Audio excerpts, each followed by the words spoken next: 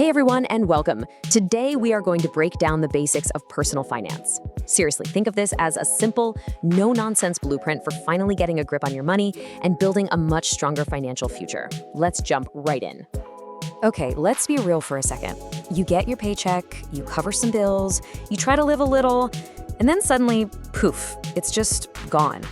If you've ever had that feeling of just wondering where on earth your money went, trust me, you are not alone. Today, we're going to pull back the curtain on that exact problem. So let's start at the beginning. The phrase personal finance, I know, it can sound kind of heavy, right? Like it's all about complicated spreadsheets or scary numbers. But it's not. It's really just a roadmap to help you get from where you are now to wherever you want to be.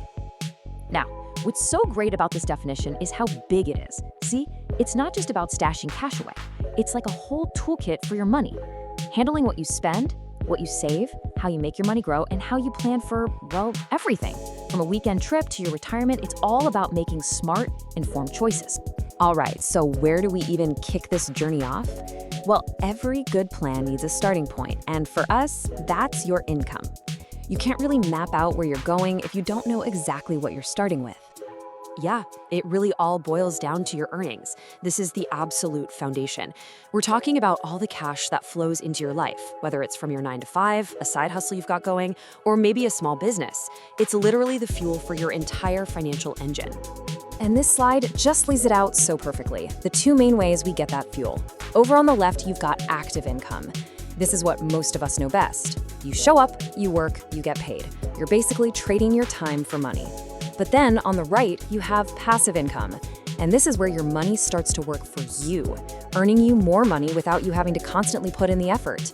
I mean, that's the dream, right? And hey, it doesn't just stop there. It's super helpful to know about these other streams.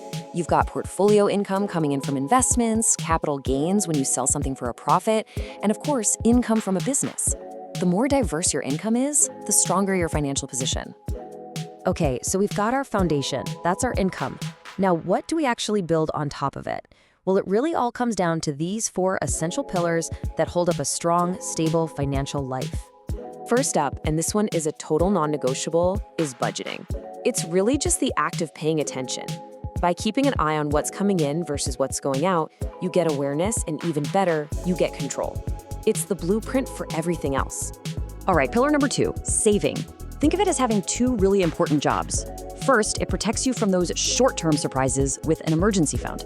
And second, it helps you build towards those big, exciting long-term goals, like a down payment on a house. And then we have pillar 3, investing. Now, this is where things get really exciting. This is where you put your money to work so that it starts making more money for you. This is the engine that builds real, long-term wealth and makes sure your money is growing faster than prices are. And that brings us to our final pillar, protection. You can think of this as the roof and walls of your financial house. Things like insurance are your safety net, protecting you and everything you've built from those curveballs life throws your way that could totally derail your plan. Okay, so we've got our 4 pillars: budgeting, saving, investing, and protection. That's our whole framework. But you know, a framework is just a bunch of ideas until you actually do something, right? So we're going to start with the most important one, budgeting, because honestly, it's the one that makes everything else work. It frees up money for saving and gives you the cash to invest. So let's look at a really simple tool to get you started. It's the big question, isn't it? With all this information, what is the very first actual step you should take? Well, the great news is you don't have to overthink it. So let me introduce you to the 50-30-20 rule. This thing is a fantastic place to start if you're new to budgeting. It gives you 3 super simple buckets to put your after-tax income into. Half for the stuff you absolutely need, 30% for the fun stuff you want, and a solid 20% for savings and knocking down debt. Let's make this real with an example. Say your take-home pay is $60,000 a month. This chart breaks it down perfectly. $30,000 of that goes to your must-haves: rent, food, bills.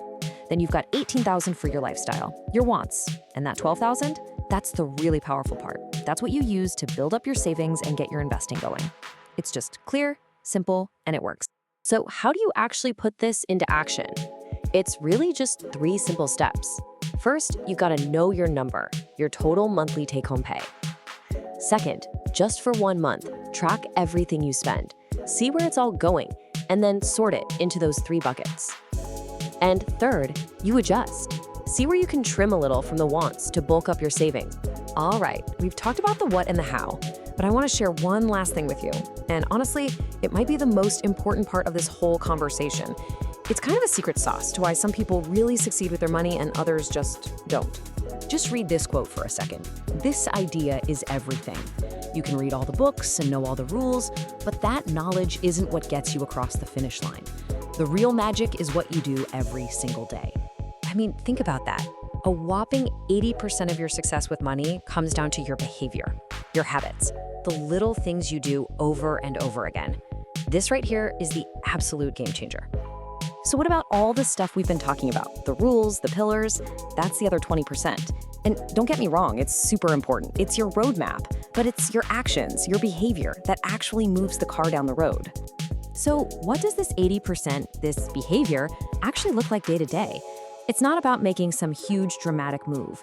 It's about simple, almost boring habits like these: checking in on your spending, setting real goals for your savings, and just paying your bills on time every time.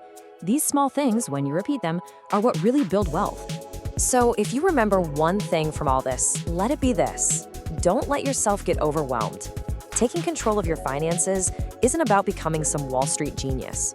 It's about picking a few simple, powerful habits and just sticking with them until they're automatic. And that brings me to my last question, and this one is just for you. Forget about tomorrow or next month. Looking at everything we've talked about, what is one small thing, one habit you can commit to starting today? What's your first step?